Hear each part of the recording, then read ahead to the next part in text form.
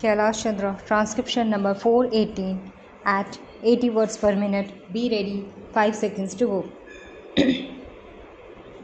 Sir, we have discussed many times in the past the problems of small industries, but the present is somewhat different from the previous occasions.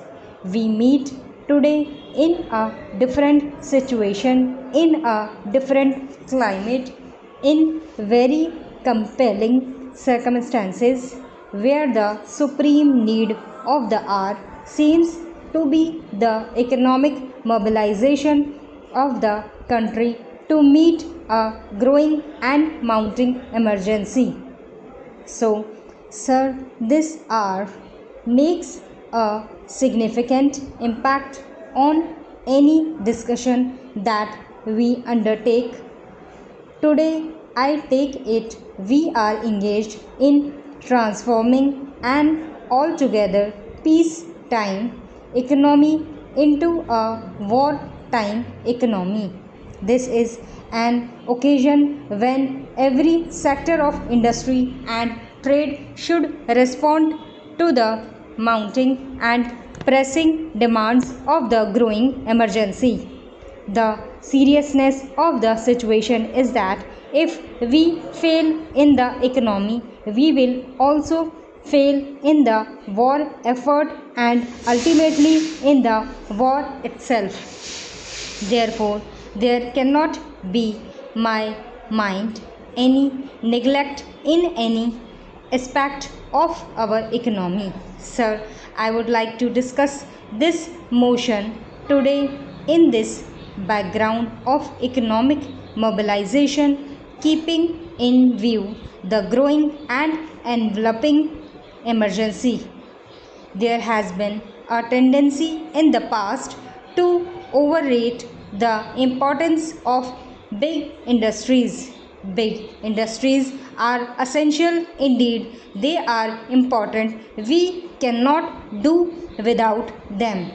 But in the process of overrating the importance of the big industries or the heavy industries, we are apt to forget the importance of the small industries and the role that they have to play in the national economy.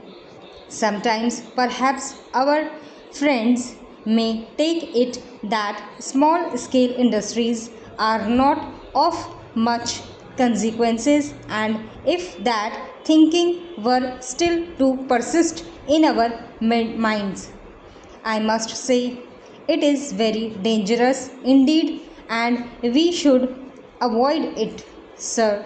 To me, small scale industries can play a very far reaching role in placing the economy of the country on an even level, whether in peace time or in war time, and the government and the various agencies that are set up by the government should provide proper facilities and create the conditions necessary for their growth. But what do we find today? What is the picture of small scale industries in India? I am afraid I have to be a bit critical of the state of affairs in spite of the fact that some steps have been taken to repair the damage that was caused in the past. There have been in the past a variety of conferences and seminars and inquiries, and there has been a voluminous material built up, and also I admit that the ministry has shown all along boundless sympathy to small entrepreneurs. But unfortunately, the fact remains that small scale industries have not advanced even at the rate of the overall growth of the economy. This point has been missed on more than one occasion by government.